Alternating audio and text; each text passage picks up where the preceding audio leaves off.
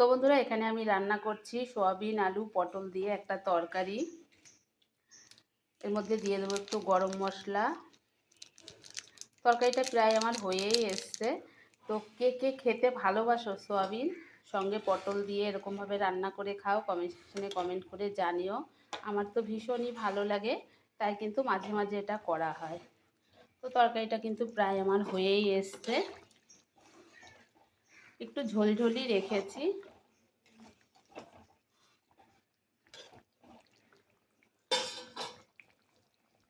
তো এটা কিন্তু নিরামিষভাবে রান্না করেছি।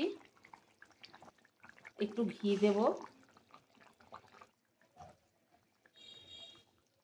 যে কোনো নিরামিষ রান্নাতে একটু ঘি গরম মশলা দিলে কিন্তু ভালোই লাগে খেতে।